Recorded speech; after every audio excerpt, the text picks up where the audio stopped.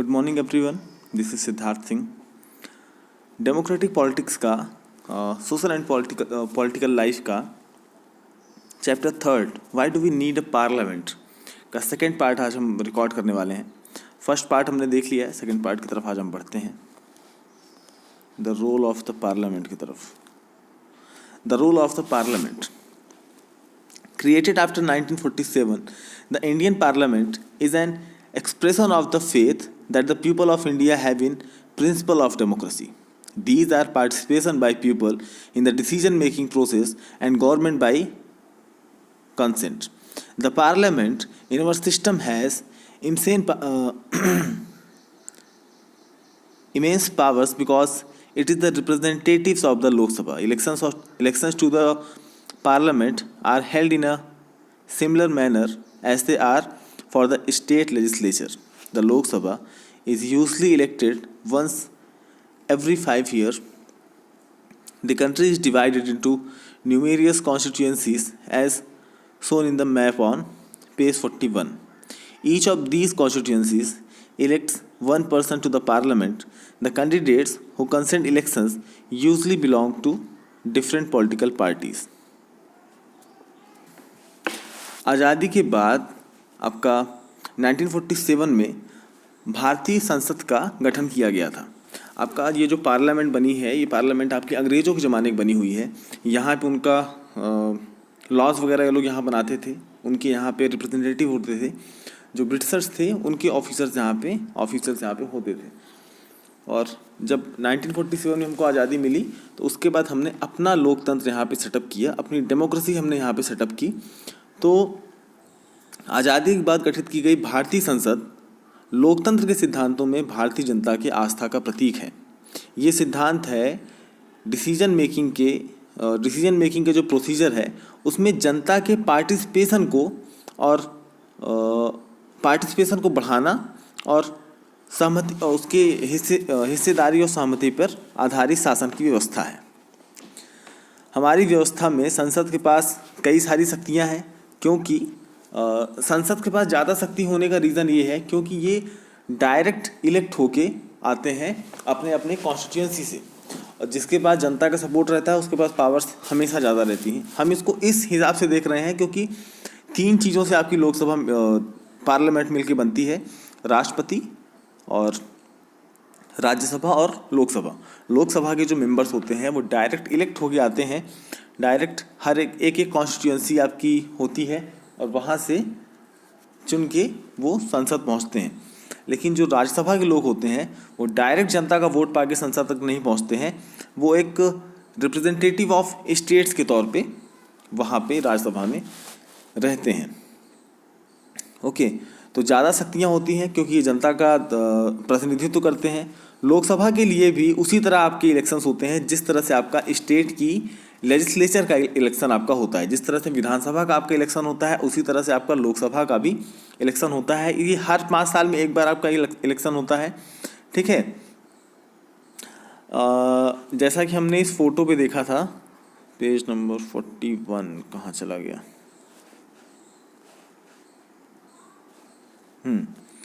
जैसे ये है आपका,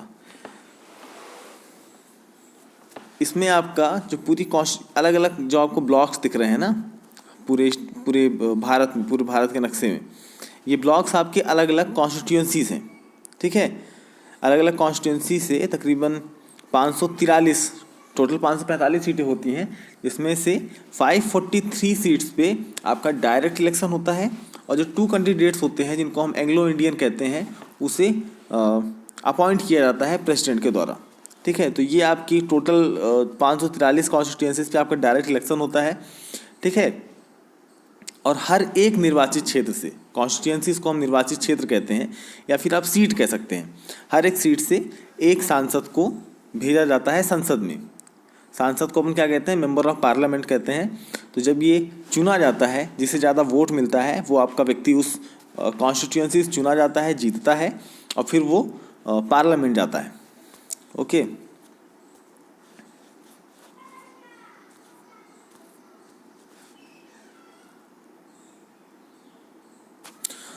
और चुनाव लड़ने वाले जो कैंडिडेट्स होते हैं वो किसी न किसी पार्टी को बिलोंग करते हैं। जैसे भारत में कई सारी पार्टीज़ हैं, एक हम आपको देख लेते हैं। जैसे आपको यहाँ देखिए कई सारी पार्टीज़ है, भारतीय जनता पार्टी है, कांग्रेस है, डीएमके है, आपका ऑल इंडिया तृणमूल कांग्रेस है ना, शिवसेना है, जनता दल है, बिजू जनता दल है, बहुजन समाज पार्टी है, समाजवादी पार्टी है, बहुत सारी लोक जनशक्ति पार्टी है।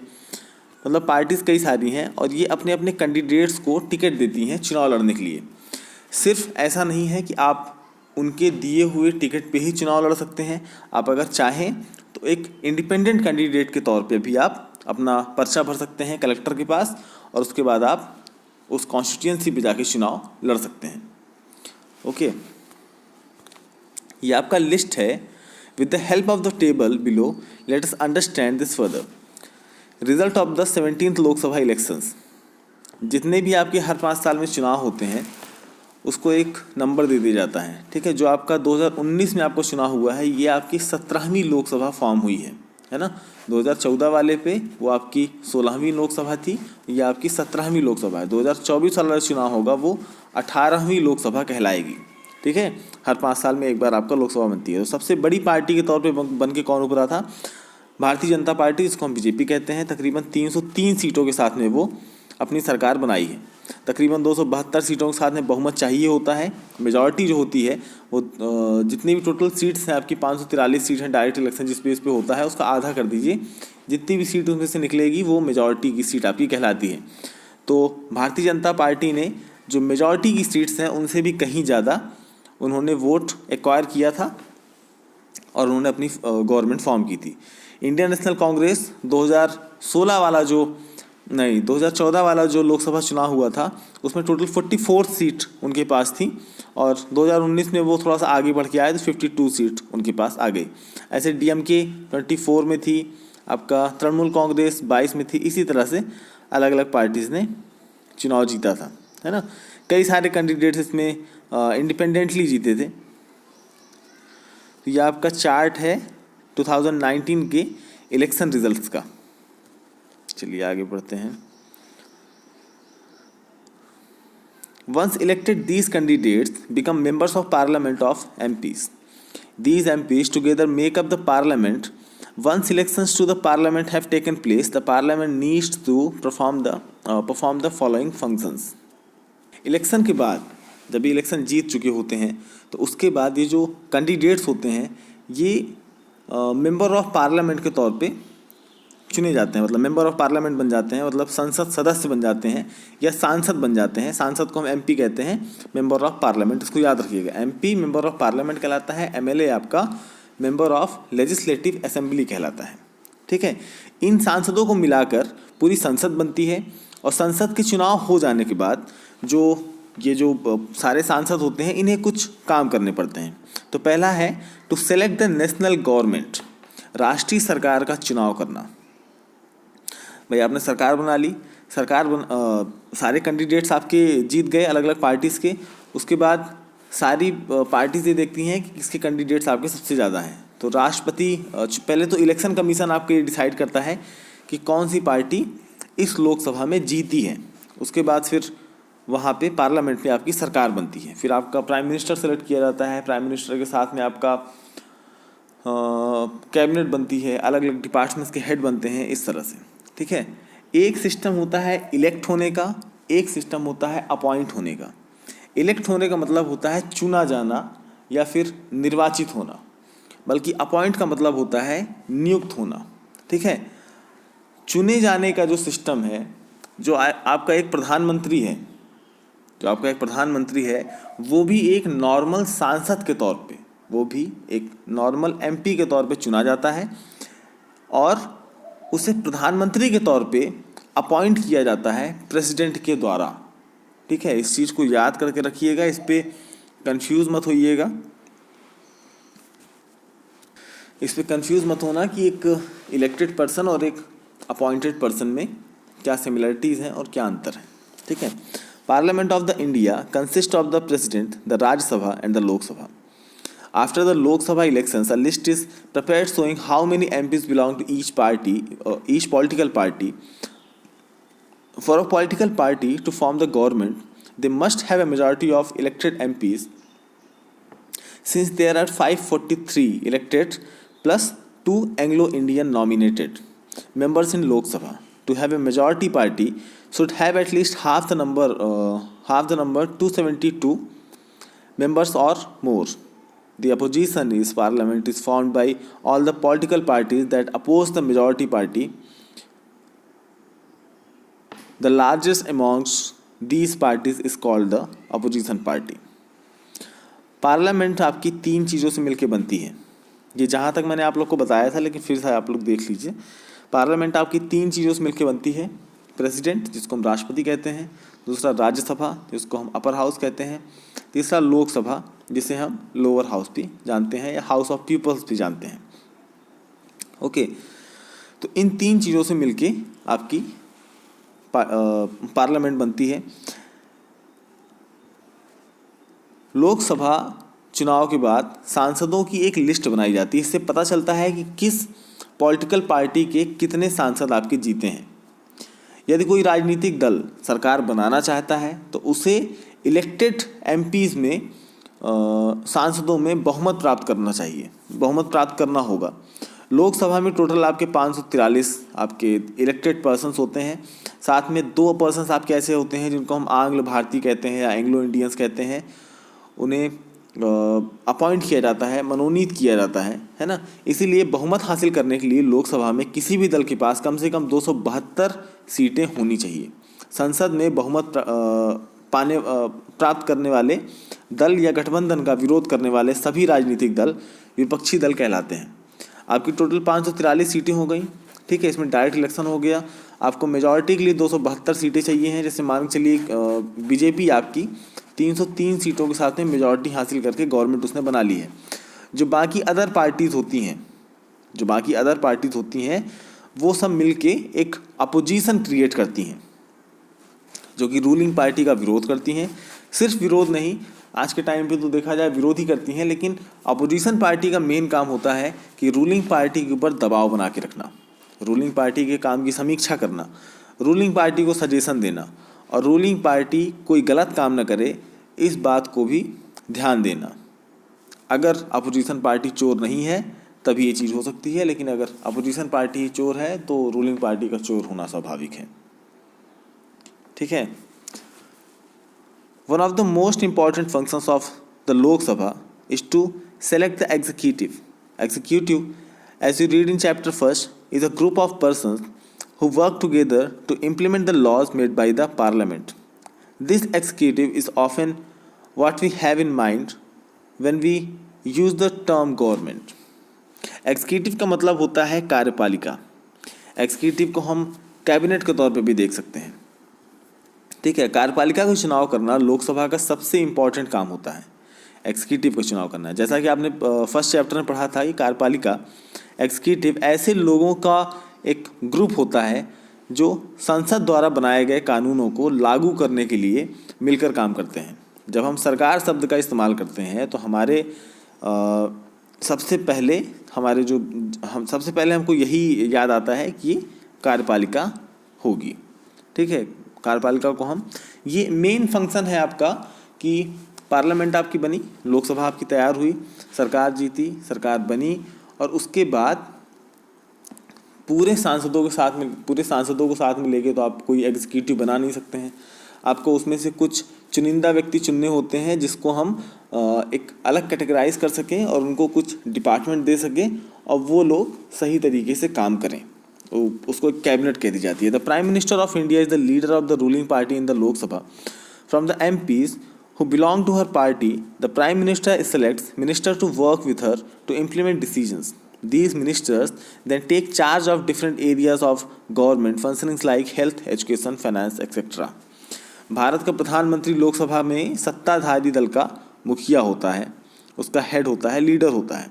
प्रधानमंत्री अपने दल के सांसदों में से मंत्रियों को चुनाव करता है, जो प्रधानमंत्री के साथ मिलकर अलग अलग जो फैसले होते हैं, जो स्कीम्स होती हैं, जो पॉलिसीज़ होती हैं, उसको इम्प्लीमेंट करते हैं। ये मंत्री आपके जो मिनिस्टर्स होते हैं, कैबिनेट मिनिस्टर्स होते हैं, ये अलग अलग वेरियस डिपार्टमेंट्स को देखते हैं, जैसे आपका हेल्थ हो गया, एजुकेशन हो गया, फाइनेंस हो गया, रेलवे हो गया, फॉरेन डिपार्टमेंट हो गया, होम डिपार्टमेंट हो गया। तो इस तरह के जो वेरियस डिपार्टमेंट्स हैं इनको हेड करते हैं। कभी कभी ऐसा होता है कि एक ही मिनिस्टर के पास कई सारे डिपार्टमेंट्स भी होते हैं, ठीक है। यही जो एग्जीक्यूटिव है, ये जो कैबिनेट मिनिस्टर्स हैं, यही ये सारे डिपार्टमेंट्स को देखते हैं। अभी आपका हाल ही में आपने सुना होगा, 10 हफ्ते भर पहले की बात है, अभी आपका नए कैंडिडेट्स को कैबिनेट में शामिल किया गया है। कुछ पुराने कैंडिडेट्स को रिटायर किया गया है, उनको अपने पद से मुक्त किया गया है। साथ में कुछ नए कैंडिडेट्स को, जितने भी युवा कैंडिडेट्स हैं, उन्हें कैबिनेट में शामिल किया गया है और मिनिस्टर बनाया गया है। मध्य प्रदेश से आपका उड्डयन मंत्री के लिए बनाया गया है ज्योतिराज सिंधिया जी को। Oftentimes in the recent past, it has been difficult for a single political party to get the majority that is required to form the government. They then join together with different political parties who are interested in similar concern to form what is known as a coalition government. हमने majority की बात कर ली, अब हम बात कर लेते हैं गठबंधन सरकार की। पहले के टाइम पे बहुत मुश्किल होता था किसी एक पार्टी का बहुमत में आ जाना, ठीक है। जब बहुमत नहीं मिलता था, सरकार तो बनानी है, तो जब अलग अलग पार्टीज आपकी चुनाव लड़ी, उनके कैंडिडेट जीते, अब किसी एक पार्टी को मेजॉरिटी नहीं मिली, मान के चलिए अगर किसी एक पार्टी को बाकी पार्टी से थोड़ा ज़्यादा नंबर ऑफ कैंडिडेट्स उनके जीते हैं, तो जिन पार्टीज़ के विचारधारा आपस में मिलती है, वो पार्टीज़ आपस में गठबंधन कर लेती हैं और सरकार बना लेती हैं। जिनके कंसर्न आपस में मिलते जुलते हैं, जिनके विचारधारा, जिनकी विचार आपस में मिलते जुलते हैं, वो लोग मिल के एक सरकार बना लेते हैं और इसी को हम कहते हैं गठबंधन की सरकार, ठीक है। इसमें आपका एक और दिया गया है कि result of the 15 Lok Sabha elections में 2009 political parties and number of MPs। अब देखिए, इसमें नेशनल पार्टीज़ भी हैं, स्टेट पार्टीज़ भी हैं।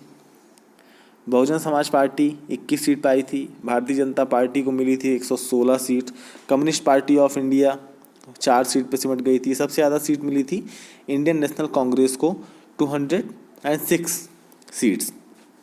लेकिन इसमें से कोई भी व्यक्ति आपका बहुमत की सरकार नहीं बना पाया था, मेजॉरिटी की गवर्नमेंट इसमें बनी हुई नहीं है। तो इसमें क्या कहलाएगा, गठबंधन की सरकार बनेगी। क्योंकि देखिए 272 सीटों के साथ बहुमत लगता है, मेजॉरिटी लगती है, लेकिन कांग्रेस 206 सीटें पाई हैं। तो कांग्रेस और अदर पार्टीज़ जो कि कांग्रेस की विचारधारा से सहमत हैं, वो कांग्रेस को अपना सपोर्ट देके, अपने सांसद देके एक गठबंधन की, कोलाइजन की सरकार बना लेते हैं। ओके, आगे बढ़ते हैं।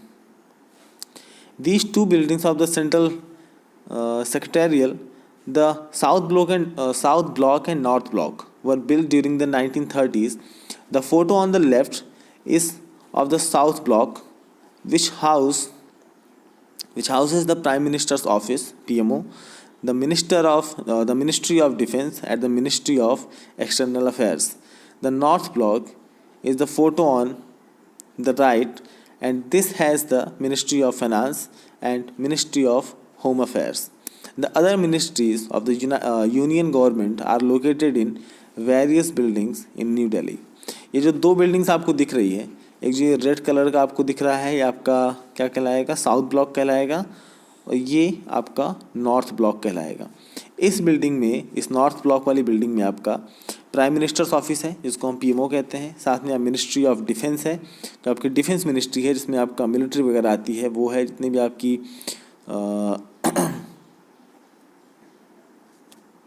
पैरामिलिट्री फोर्सेस हो गई या आर्मी हो गई, उसका ये डिफेंस में आता है।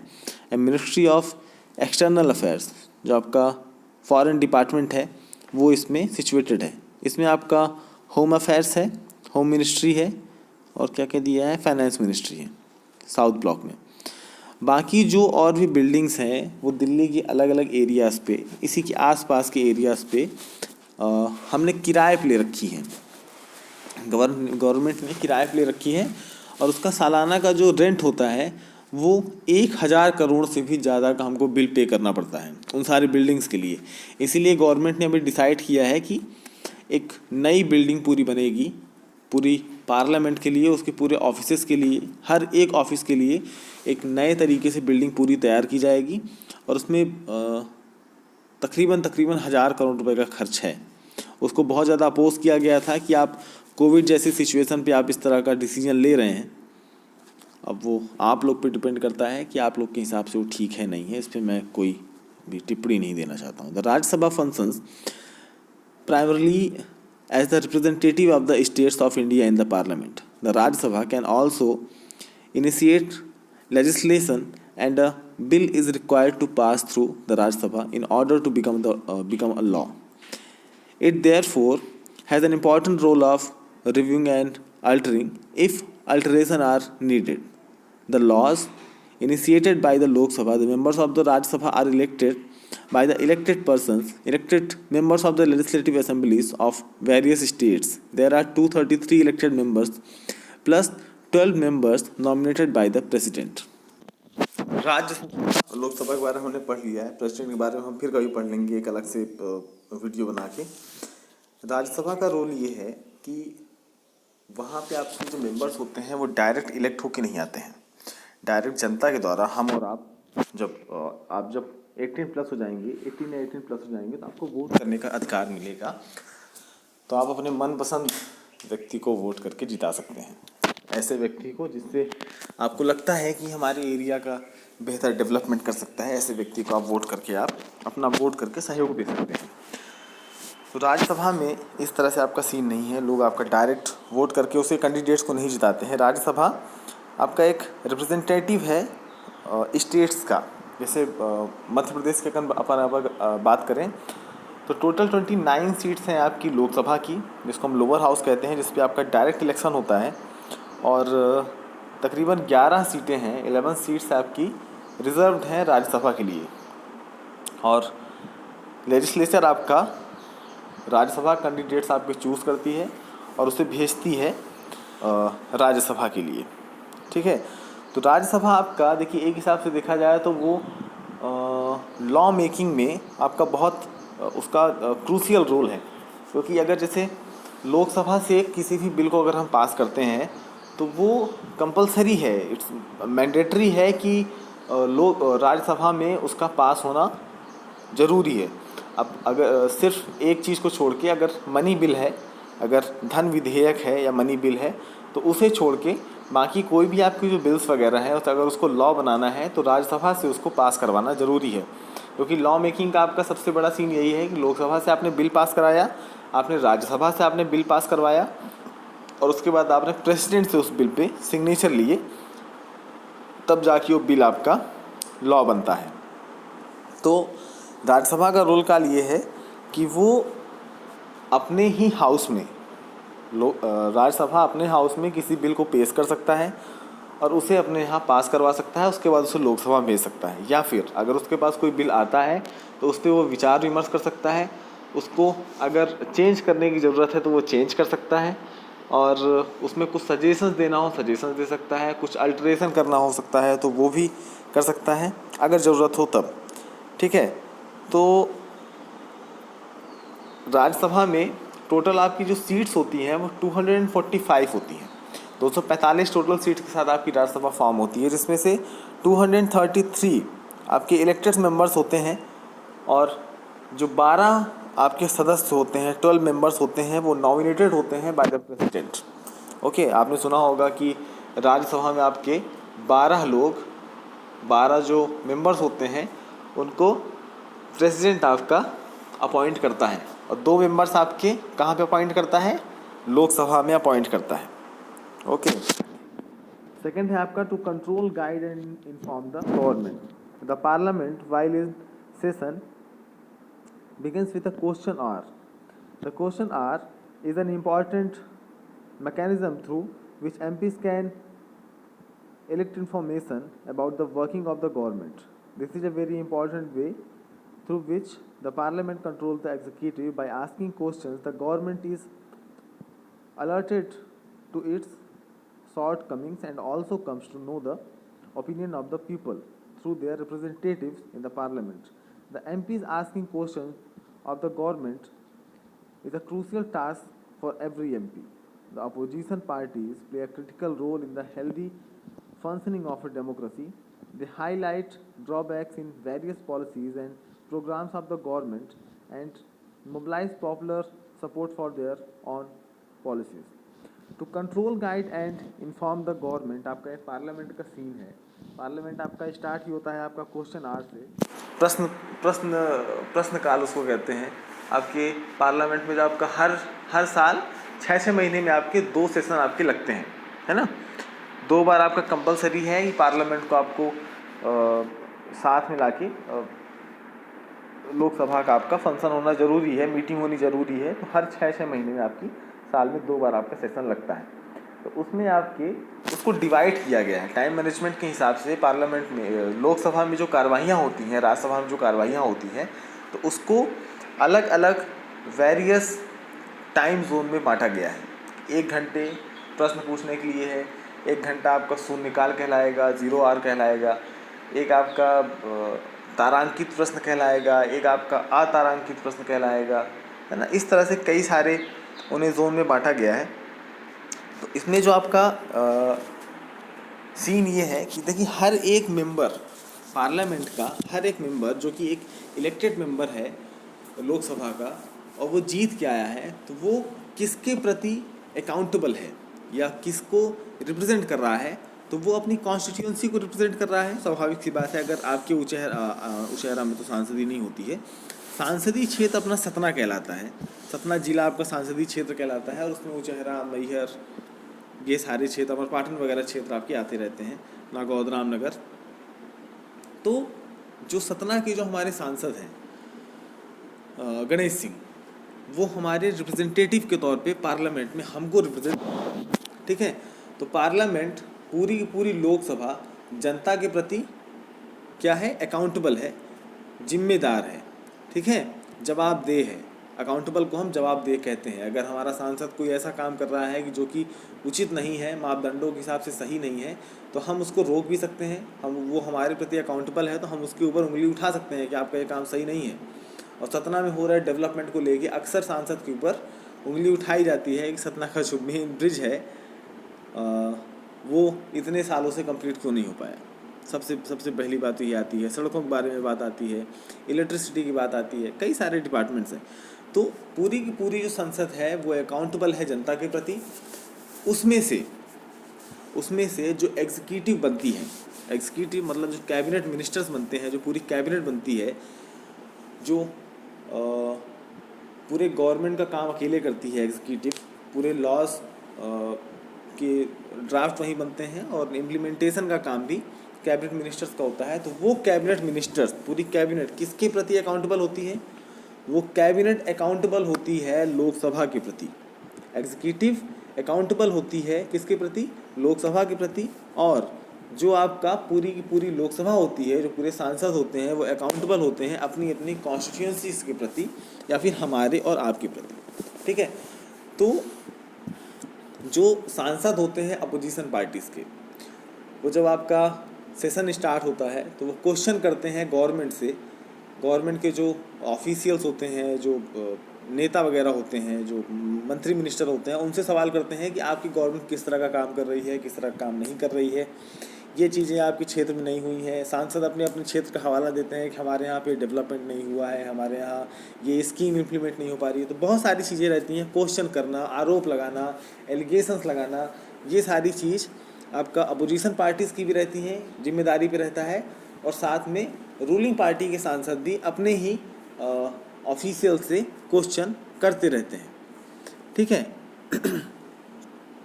और इसी के थ्रू, इसी सारी चीज़ों के थ्रू जो अपोजिशन पार्टी होती है वो एग्जीक्यूटिव के ऊपर, या रूलिंग पार्टी के जो सांसद होते हैं वो एग्जीक्यूटिव जो आपकी होती है उसके ऊपर कंट्रोल बना के रखते हैं।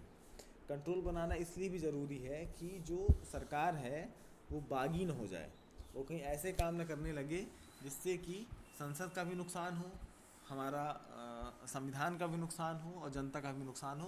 तो इसके लिए हर एक सिस्टम को अकाउंटेबल बनाया गया है, उसे फ्री नहीं किया गया है, उसे अकाउंटेबल बनाया गया है कि आपको किसी न किसी के प्रति अकाउंटेबल रहना होगा और कोई ना कोई आपके ऊपर कंट्रोल बना के रखेगा। ये जो आपका चार्ट लिखा हुआ है पूरा, इसको आप समझिएगा और मुझे भेजिएगा। The government gets valuable feedback and is kept on its toes by the question asked by the MPs in addition. In all matters dealing with finance, the Parliament's approval is crucial for the government. This is one of the several ways in which the Parliament controls, guides, and informs the government.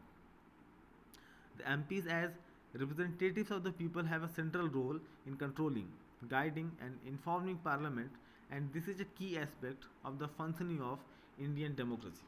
इसमें बताया जा रहा है कि जो parliament है, जिसमें सांसद हैं, किस तरह से एग्जीक्यूटिव के ऊपर अपना कंट्रोल बना के रखती हैं, और वो ज़रूरी भी है क्योंकि अगर कंट्रोल नहीं बना रहेगा तो सरकार अपनी मनमर्जी पे उतर आएगी और उसे जो अच्छा लगेगा, जो उसका सही होगा, उसको लगेगा कि हाँ अब जनता के लिए सही है नहीं है, उससे उसे मतलब नहीं रहेगा और वो उसे इम्प्लीमेंट कर देगी। तो इसके लिए उसे अकाउंटेबल बनाया जाता है लोकसभा के प्रति। ठीक है, आगे बढ़ते हैं। थर्ड है आपका law making. Law making is a significant function of parliament. We shall read about this in the next chapter. Law making का काम है वो पार्लियामेंट का मेन काम।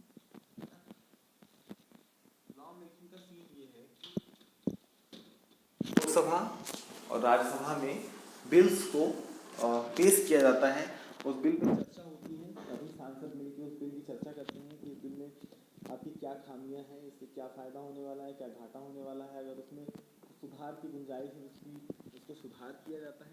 ये सारी चीज़ें हैं और फिर इसे राज्यसभा में आगे की कार्रवाई के लिए भेज दिया जाता है। इसका जो पूरा स्ट्रक्चर है वो आप नेक्स्ट चैप्टर में, आने वाले नेक्स्ट चैप्टर्स में आप पढ़ना स्टार्ट करेंगे। आगे बढ़ते हैं। Who are the people in parliament? Parliament now has more and more people from different backgrounds. For example, there are more rural members as also members from many religion parties, groups and peoples that were till now unrepresented are beginning to get elected to parliament. There has also been an increase in political participation from the Dalits and backward classes. Let us look at the following table that shows the percentage of the population who voted in Lok Sabha election in different years.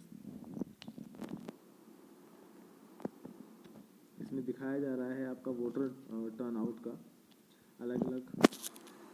Lok Sabha में आपका पहली लोकसभा बनी थी 1951-52 में, जिसमें से 61% लोगों ने वोट किया था, है ना। और बढ़ते बढ़ते हम 2019 की लोकसभा में आ गए हैं, 67% वोट लोगों ने किया है। अगर हम 100% आबादी माने तो उसमें से 67% लोगों ने वोट किया है। कई लोगों के पास तो वोटर आईडी नहीं रहती है, चाहे वो उसमें से कई बच्चे होते हैं जो अंडर 18 होते हैं, इस तरह का सीन है। तो इसमें जो कहा जा रहा है, who are the people in parliament, parliament में जो लोग हैं वो कौन है, वो हम में और आप में से ही हैं। बस ये है कि जब भी डेमोक्रेसी की बात आती है तो उसमें ये कहा जाता है कि जो पार्टिसिपेशन है, जो रिप्रेजेंटेशन है, वो सभी का होना चाहिए। वो किसी एक पार्टी का नहीं होना चाहिए, एक कम्युनिटी का नहीं होना चाहिए, एक दल का नहीं होना चाहिए, बल्कि सभी लोग, चाहे वो रूरल एरिया के हों, चाहे वो अर्बन एरियाज़ के हों, उन सभी को मौका मिलना चाहिए पार्टिसिपेट करने का अपने डेमोक्रेसी में। इसीलिए जो आपका थर्ड लेवल ऑफ गवर्नमेंट को बनाया गया है, जो आपका पंचायती राज व्यवस्था बनाई गई है, जो आपका लोकल लेवल ऑफ गवर्नमेंट बनाई गई है, थर्ड टायर ऑफ गवर्नमेंट बनाई गई है, वो इसीलिए बनाई गई है कि जो लोकल उस एरिया के लोग हैं वो अपने एरिया को ज़्यादा बेहतर तरीके से जानते हैं और वो अपने एरिया का ज़्यादा अच्छे तरीके से विकास कर भी पाएंगे, समस्याओं को बेहतर तरीके से सुलझा भी पाएंगे, और साथ में लोगों का अवेयरनेस बढ़ेगा पॉलिटिक्स के प्रति, साथ में उनका पार्टिसिपेशन भी बढ़ेगा, है ना। तो इसमें डिफरेंट बैकग्राउंड्स के लोग आते हैं, जैसे आपका रूरल और अर्बन देख लिया हमने, कई सारे रिलीजन पार्टीज़ भी आपकी आती हैं, है ना। साथ में रिलीजन पार्टीज़ के साथ में groups and peoples that were, जो कई सारे लोग ऐसे थे जो अभी तक रिप्रेजेंट नहीं कर पा रहे थे अपने पॉलिटिक्स में या डेमोक्रेसी में वो भी अब इलेक्ट होके पार्लियामेंट में पहुंच रहे हैं। साथ में आपका जो दलित है, जिसको ST SC कहा जाता है, शेड्यूल ट्राइब और शेड्यूल कास्ट के जो लोग हैं, अदर बैकवर्ड क्लास के भी लोग हैं, उनका पार्टिसिपेशन भी धीरे धीरे अब आगे बढ़ रहा है अपने डेमोक्रेसी में। ठीक है। It has been observe that representative democracy can not produce a perfect reflection of society. There is a realization that when interest and experience separate us, it is important to ensure that communities that have been historically, ये अच्छा बताते हैं यार, marginalized are given adequate representations. With this in mind, some seats are reserved in Parliament for SC/STs. This has been done so that the MPs elected from these constituencies will be familiar with and can represent Dalit and Adivasi interest in parliament. ये जो दलित शब्द है ना, मेरे हिसाब से तो इसे गायब कर देना चाहिए अपने पूरे डेमोक्रेसी से। दलित वर्ड गायब करना चाहिए, क्योंकि ये एक बहुत गलत तरीके से लोगों को दिखाता है, बहुत ही ज़्यादा गलत तरीके से। एक आपका दलित हटा देना चाहिए, साथ में पिछड़ा हटा देना चाहिए, ये जो आदिवासी वाला शब्द है इसे भी पूर्णतः हटा देना चाहिए। इसमें कहा जा रहा है कि जो पहले के टाइम पे लोगों के ऊपर अत्याचार हुआ, जिन्हें वंचित रखा गया, उनके लिए कुछ सीटें पार्लियामेंट में आपकी रिजर्व की गई हैं। जैसे आपका ST/SC OBC की कुछ सीटें आपकी रिजर्व हैं पार्लियामेंट में, जिससे कि कुछ ऐसे एरियाज हैं, जैसे हम जिस एरिया में रहते हैं वहाँ पे आपका शेड्यूल ट्राइब और शेड्यूल कास्ट की बहुत बड़ी बस्ती है। तो वहाँ पे जो आपकी पार्षदी की जो सीट आती है, नगर पालिका में जो आपका पार्षद का चुनाव होता है, तो उसकी जो सीट आती है, यहाँ पे ये सीट आपकी रिजर्व है। ये वार्ड नंबर 3 आपका लगता है, यहाँ पे सीट आपकी रिजर्व है, और कभी भी यहाँ पे सीट आपकी जनरल नहीं आती है ना। यहाँ पे सीट आपकी ST/SC की ही आती है, अनुसूचित जाति अनुसूचित जनजाति की आती है। तो इस तरह से कुछ सीटें आपकी रिजर्व कहलाती हैं। एरिया वाइज आपकी सीट्स होती हैं कि किस एरिया में कितने लोग आपके रहते हैं, किस रिलीजन के लोग रहते हैं, या फिर किस कम्युनिटी के लोग रहते हैं, किस क्लास के लोग रहते हैं। ये डिपेंड करता है वहाँ की सीट के ऊपर, है ना, वहाँ के लोगों के ऊपर कि वहाँ पे कैसी सीट आएगी। ओके, तो सभी का रिप्रेजेंटेशन बना रहे, इसीलिए सीट्स को रिजर्व किया जाता है कि पार्लियामेंट में बाकी ST/SC OBC और बाकी कम्युनिटीज़ के लोगों का रिप्रेजेंटेशन आपका बना रहे, और वो फैमिलियर रहें और लोगों के साथ में। ठीक है, लोग उनकी भी चीज़ें जानें।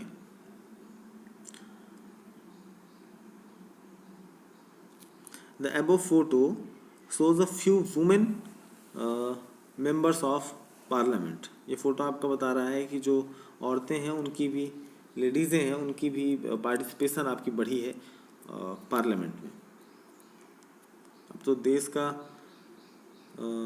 के एक प्रधानमंत्री के तौर पे हमने एक वुमेन को देख लिया है, देश के राष्ट्रपति के तौर पे हमने वुमेन को देख लिया है, हमने देश के राष्ट्रपति के तौर पे एक दलित को देख लिया है ना। हमने कई सारी चीज़ें देखी हैं, हमने डाइवर्सिटी देखी है अपनी पॉलिटिक्स में, डेमोक्रेसी में। तो हम कहते हैं कि राष्ट्रपति बनने के बाद आप दलित कहाँ से रह गए, आप पार्षद बनने के बाद दलित कहाँ से रह गए, ये सोचने वाली बात है। Similarly, it has more recently been suggested that these should be reservation of seats for women. This issue is still being debated. 60 years ago, only 4% of MPs were women, and today it is just above 11%. This is a small share when you consider the fact that half the population are women. इसमें कहा जा रहा है कि आज आधी आबादी आपकी वुमेन्स की है, लेकिन अगर देखा जाए तो पार्टिसिपेशन आपका पॉलिटिक्स में वुमेन्स का आपका बहुत कम है। शुरुआती दौर में आपका 4% था, 60 साल पहले ये सिर्फ 4% था आपका पॉलिटिक्स में इनका पार्टिसिपेशन, लेकिन आज के टाइम पे इनका सिर्फ 11% आपका पार्टिसिपेशन 2019-2021 में महिलाओं का पार्टिसिपेशन है। ठीक है। तो इन सारी चीज़ों को सॉल्व करने के लिए एक अलग से लॉ बनाया गया, उसे इम्प्लीमेंट किया गया और कुछ सीटें महिलाओं के लिए फिर रिजर्व की गई। जैसे आपका पंचायती राज व्यवस्था की अगर हम बात करें तो पंचायतों में, नगर पालिकाओं में आपका 50% सीटें, 50% आपका जो रिजर्वेशन है वो मिलता है महिलाओं को। फिर आपका कुछ रिजर्वेशन आपको मिलता है ST SC OBC को, ठीक है। और फिर आप सीटों का अंदाज़ा लगा लिए कि कितना बचेगा, है ना। तो महिलाओं का पार्टिसिपेशन बढ़ाने के लिए लोगों को जागरूक भी किया गया और आधी आबादी महिलाओं की होने के बाद भी आज पार्टिसिपेशन सिर्फ 11% का है और ये शर्मनाक है इंडियन डेमोक्रेसी के लिए। और इस पार्टिसिपेशन को हमको बहुत ऊंचे दौरे तक पहुंचाना चाहिए और लोगों को अवेयर करना चाहिए और महिलाओं की स्थिति में सुधार लाना चाहिए। चलिए, तो यही सारी चीज़ें थी। ये चैप्टर आपका यहीं ख़त्म हो रहा है। एक्सरसाइज हम आपको दे देंगे। एक्सरसाइज में इसमें टोटल 3 क्वेश्चंस हैं। चलिए, ठीक।